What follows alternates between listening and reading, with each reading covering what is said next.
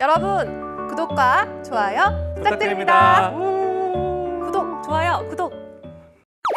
일단 질문하기 힘들어하는 다양한 이유들이 있지만 첫 번째로는 상사가 귀찮을까 봐. 맞아요. 네. 상사가 특히 너무 바쁘셔 맞아요. 보일 때 막 너무 뭔가를 하고 있을 때 이거 질문해도 되나 약간? 예, 이렇게. 맞아요. 괜히 내가 지금 이거 물어봐서 네. 지금 이거 뭔가를 방해하고 있는 건 아닌가라는 지나친 배려심에서 이제 네. 너무 착한 거죠. 그리고 또 두 번째로는 내가 무능력해 보일까 봐. 사실 이게 가장 결정적인 이유가 아닐까 싶어요. 이런 것도 몰라? 이렇게 그러니까요. 이게 질문이 딱 나오면 약간 하게 되고 저는 위축되게 한번 진짜 되고. 이런 적이 있었어요. 아 정말요? 뭔가 시사적인 문제였는데 아. 한번 물어봤다가 괜히 약간 이거잖아요. 약간 이렇게 하셔서 분위기 이상해지면서? 약간 역시 괜히 물어봤다.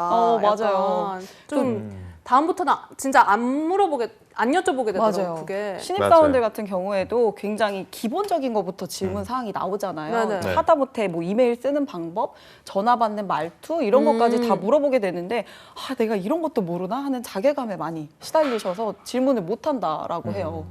그리고 또요? 또 세 번째로는 이게 좀 포인트가 또 될 수 있을 것 같은데 뭐죠? 누구에게 어떻게 질문해야 될지 몰라서 못하는 아. 경우들도 있다고 해요. 그래서 이걸 지금 내가 뭔가 프로젝트를 받았는데 이걸 누구한테 물어봐야 될까? 이걸 어떤 방식으로 물어봐야 될까? 네네네. 이런 것들도 고민 많이 하시는 것 아. 같아요. 그래서 제가 컨설팅 하셨던 분들 중에서도 분 중에 한 분이 질문을 할 때 어떤 말투로 어떻게 질문을 해야 될지 그러니까요. 모르겠다. 이런 것도 많이 물어보시더라고요. 그래서 제가 여러 사례들을 경험하면서 우리 중간 보고 형태로 아예 업무적으로 이렇게 질문할 수 있는 제가 어떤 포맷을 만들어서 오늘 여러분들께 그것을 좀 소개해드리면 좋을 너무 것 좋다. 같다라고 해서 진짜 실전에 사용할 수 있는 꿀팁 제가 양식을 그러니까요. 좀 만들어 왔어요. 너무 좋은데요. 네. 우리가 타산지석으로 삼으면 좋잖아요. 그럼 네. 중간 보고를 잘하는 사람들의 특징이 있을 거란 말이죠. 맞아요. 중간 보고를 네. 잘하는 사람들의 특징이 있습니다. 우선은 일단 중간 보고를 하기 전에 어떤 것들을 좀 체크하고 중간 보고를 들어가야 되는지가 네. 가장 중요할 것 같아요. 질문의 범위도 굉장히 넓을 수가 있기 때문에 이런 것들을 체크하고 양식을 만들고 이제 저번 시간에 저희가 배웠던 실무 스킬에서 네. 사용을 하시면 될 것 같은데 우선은 중간 보고를 잘하는 사람이다라고 하면 일단 일을 잘하는 사람일 가능성이 높아요. 뭔가 내가 하고 있는 일을 딱 일목요연하게 정리를 해서 질문을 할 수 있다라는 네네네. 거잖아요. 그래서 일단 제가 첫 번째 이런 사람들의 특징, 중간 보고를 잘하는 사람들의 특징 첫 번째는 누구에게 질문을 하는지 잘 알고 있다라는 점입니다. 이 부분 같은 경우에는 중간 보고랑 누구한테 보고해야 될지 안다는 건 너무 심플한 문제 아닌가요? 당연히 상사분께 질문해야 되는 거 아닌가요? 라고 생각하실 수가 있는데 일단 누구한테 질문해야 되는지를 안다라는 것 자체가 업무 프로세스를 정확히 이해하고 있다라고 볼 수가 있을 것 같아요.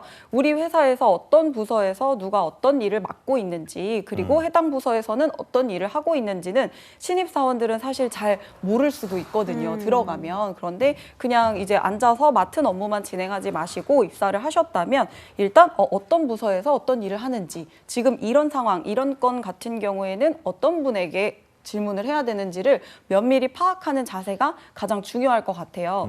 그래서 내가 신입사원이다라고 네. 했을 때 상사분께 어떤 질문을 드렸는데 예를 들어서 그거는 뭐 땡땡 부서에게 물어봐. 네. 아니면 뭐 영업부 김 부장에게 물어봐. 이런 이야기들을 자주 들으셨다면 내가 업무 프로세스를 정확히 이해하고 있지 못하는 게 아닌가라고 생각을 해보실 필요가 있을 것 같아요. 그래서 알겠습니다. 중간 보고도 항상 상사에게만 하는 것이 아니라 체크해야 될 부서에 가서 내가 직접 체크할 수 있는 부분들을 체크한다면 상사 입장에서도 어디로 또 토스 이렇게 안 해도 되는 부분이니까 저 친구 맡겨놓으면 참 일 잘하는구나 라고 생각을 할 수 있는 부분이겠죠. 네, 중간 보고 잘하는 사람 두 번째. 뭐가 특징 있을까요? 두 번째는요. 일단 중간 보고가 회사마다 조금씩 다르겠지만 네. 정해져 있는 경우도 있고 이쯤 돼서 중간 보고를 하자 뭐 몇 월 며칠에 중간 보고를 해라라고 하는 경우도 있겠지만 전혀 중간 보고 없이 맡겨지는 프로젝트들 같은 것도 있거든요. 왜냐하면 상사가 디테일하게 체크하지 않아도 되는 좀 작은 프로젝트라든지 이런 네네. 것들은 신입사원에게 맡겨졌겠죠. 그러면 나 혼자서 이걸 가지고 막 전전긍긍 할 게 아니라 정해져 있지 않다 하더라도 스스로 중간 보고 시점을 체크를 하는 것이 중요할 것 같아요. 뭔가 시키지 않아도 내가 이 프로젝트를 한 뭐 절반 정도 진행했을 때 한번 중간 보고를 드리고 체크를 받고 다음 스텝으로 넘어가야겠다라고 본인이 알아서 스스로 이제 스케줄을 잘 정하는 거죠. 이것이 팁이 될 수가 있을 것 같아요. 왜냐하면 어떤 프로젝트를 하다가 궁금증이 생길 때마다 가서 물어보면 아까 네. 같은 불상사가 생기는 거예요. 저 이거 제목은 이 폰트 괜찮은가요? 저 밑에는 이 글씨 괜찮은가요? 이런 것들을 계속 일일이 물어보다 보면 상사가 그냥 내가 할게. 이렇게 되는 괜찮은데요? 경우 좋은데요? 아니고. 꿀팁인가요? 네. 네.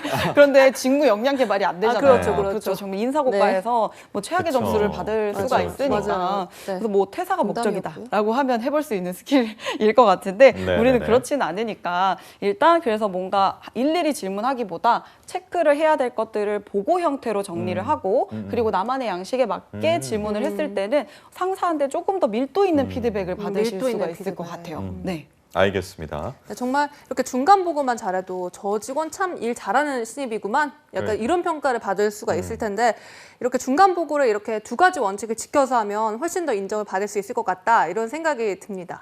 맞습니다. 우선 그러면 중간 보고를 실제로 작성을 할 때는 어떤 점들을 체크를 해봐야 되는지를 말씀을 드리면 좋을 것 같아요.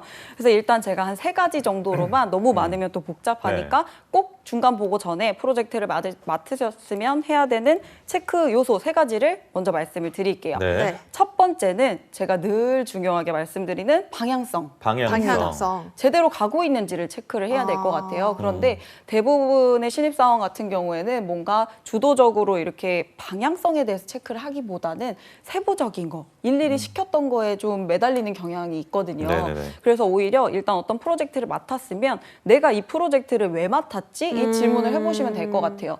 우리 부서에서 이거 왜 하지? 라는 질문을 좀 해보시면 어떤 방향성을 체크하면서 어느 방향으로 잘 가고 있는지를 체크하는 게 가장 중요하다라고 네. 생각할 수 있을 것 같아요. 그래서 일단은 내가 이걸 맡은 목적이 뭔지 스스로에게 질문을 해보시고 거기에 대해서 간략하게 답변을 하실 수 있어야 한다라는 점이 가장 중요하다라고 볼 수가 있겠습니다. 왜냐하면 좀 예시를 들어보자면 연간 보고서 같은 것들이 네. 예시가 될 수 있을 것 같아요. 연간 보고는 왜 할까요? 연간 보고. 왜냐하면 고과에 반영돼서 그런 거 아닌가요? 인사고과? 그렇죠. 아니라 그것도 있고 한 해를 돌아보고 내년 계획을 맞아요. 세우기 위해서. 맞아요. 그래서 뭔가 연간 보고라는 것 자체가 연간에 있었던 일들을 정리를 하면서 매출도 보고 그리고 개선점도 보고 다양한 뭐 목적을 갖고 있을 수가 있는데 단순히 그냥 정말 연간 보고용이다라고 할 때와 뭔가 우리 팀은 이번 연간 보고하는 목적이 회사 측에 조금 더 개선이라든지 제안의 목적이 있다라고 하면 방향이 조금 달라질 수가 있잖아요. 그러네요. 그런 것들을 잘 체크를 해보시고 세부 일을 들어가시는 거 하고 그냥 목적이 뭔지 그냥 연간 보고 오케이 연간 보고 하면 되지 하고 연간 보고를 만드는 거하고는 결과물이 굉장히 달라질 수가 있다라는 그러니까 거죠. 보고서의 성격에 따라서 보고서가 가지고 있는 고유의 목적에 따라서 어떻게 보고서를 작성하는지도 달라진다라는 말씀이신데 맞아요. 개선과 제안 그리고 단순 보고 어떤 차이가 있습니까? 일단 단순 보고다라고 한다면 정말 그냥 팩트 체크 위주로 어떤 일들을 팩트 어떤 일들을 했었는지 그리고 이런 일들이 있었고 이런 것들을 체크하고 그냥 여러분들이 잘 알고 계시는 일반적인 양식을 생각을 하시면 네. 될 것 같아요. 오. 포맷을. 네. 그런데 예를 들어 아까 말씀드렸던 것처럼 뭔가 제안과 개선의 목적이다라고 네. 하면 어떤 부분들을 좀 부각해서 다루면 좋을까요? 개선과 제안. 개선과 제안. 문제점을 문제점. 좀 부각. 그렇죠. 정확합니다. 뭔가 문제점에 대해서 지난번에 있었던 잘했던 점보다는 조금 아쉬웠던 점을 좀 더 부각해서 작성을 할 수가 있겠죠. 그러면 내가 보고서를 맡은 신입사원이다라고 하면 지난번에 있었던 뭐 조금 부진했던 부분들을 표로 좀 더 정리한다거나 그래프로 만들어낸다거나 시각적으로 부족했던 점과 개선점이 정확히 보일 수 있게 드러나게 정리를 하는 게 좀 개선과 제안의 목적을 둔 프로젝트다라고 볼 수가 있겠죠. 네네. 그래서 그만큼 이제 대주제 그리고 목적, 방향성 이런 것들이 중요하다라고 볼 수 있겠습니다. 좋다. 그러니까요. 이제 첫 번째 방향성을 알아봤으면 두 번째는 뭘까요? 방향성, 전체적으로 나아가야 될 방향을 봤으니까 이제 세부적으로 잘하고 있는지 체크를 하면 되겠죠.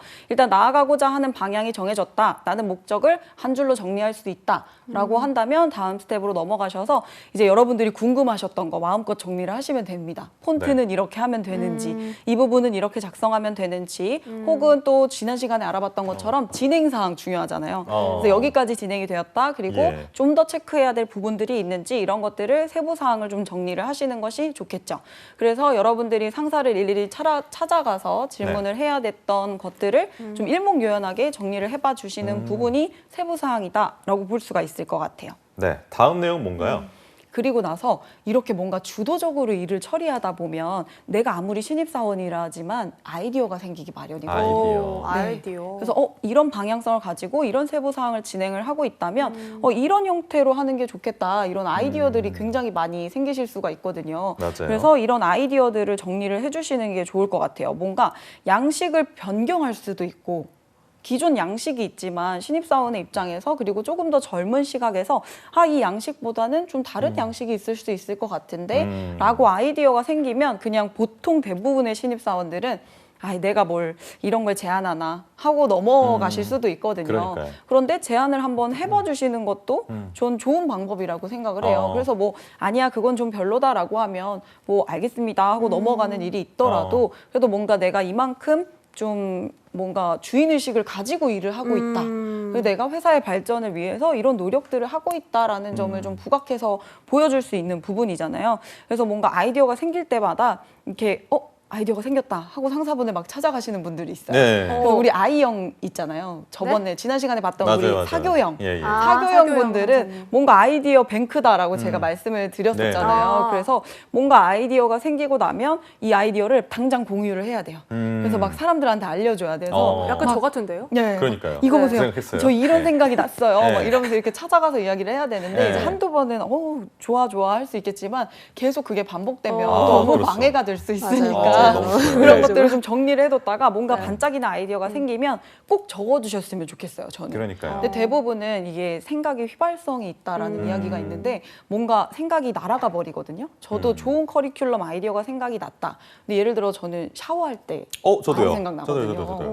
그래서 뭔가 네. 그게 릴렉스된 상태에서 아이디어가 막 샘솟는데 네, 맞아요. 그리고 나서 샤워를 다 하고 이거 어디다 적어놔야겠다라고 하고 나오면 항상 아이디어가 생각났을 때 그 희열과 느낌만 남아있고 내용이 안 남아있어요. 뭔가 좋은 생각이 났었던 것 같은데 거기까지만 생각이 저는 나고 네. 꿈을 꿔요. 막 고민하다 잠들면 꿈을 딱 꾸고 딱 일어나면 그 아이디어가 떠올라 있어요. 그러면 막 적어 놓으시나요? 아이디어를? 약간 적어 놓긴 하는데 그게 약간 천재들이 옛날에 그랬다고 하더라고요. 자면서까지 본인 일을. 천재다. 네. 아니, 그럴 수 있다. 그런 맞아요. 얘기 있잖아요. 근데 지금 자면 꿈을 꾸지만 지금 일어나서 뭔가 하면 꿈을 이룬다. 그 오. 꿈만 꾸고 계신 거예요. 꿈은 네, 그래. 계속 아이디어만. 그래서 꿈 많이 꾸시고요. 뭐 꿈에서 아이디어를 농담입니다. 얻었던 네. 저처럼 샤워하면서 얻었던 일을 하면서 네. 얻었던 네. 그 아이디어는 좀 꽉 붙잡고 계시라는 오. 의미에서 메모를 좀 하시면 좋을 것 같아요. 메모를 해라. 네, 꼭 메모를 꼭 메모를. 해두시는 것이 좋을 것 같아요. 그래서 업무 수첩을 하나 만드시는 것도 좋을 것 같아요. 수첩이요? 네. 그래서 업무 수첩을 다이어리를 이제 회사에서 나눠주는 분들도 있고 안 나눠주는 분들도 있지만 항상 우리 다이어리가 3월에 끝나잖아요. 예쁘게. 1월에 1월에 끝나요, 끝나죠. 1월에 끝나죠. 저는 학기가 3월에 시작을 하다 보니까 항상 3월에 1, 끝나세요? 2월을 조금 쉬고 이제 3월에 열심히 막 스티커 붙이고 막 이렇게 해서 3월에 끝납니다. 4월부터 텅텅 비어 있어요. 네. 그래서 여러분들도 뭔가 업무 수첩을 정하셔서 간단한 아이디어나 진행 사항이나 이런 것들 제가 뒤에 양식을 보여드린다고 했잖아요. 그 양식들 활용하시는 것도 뭔가 다이어리에다가 잘 정리를 하시면 좋을 것 같다라는 생각이 듭니다.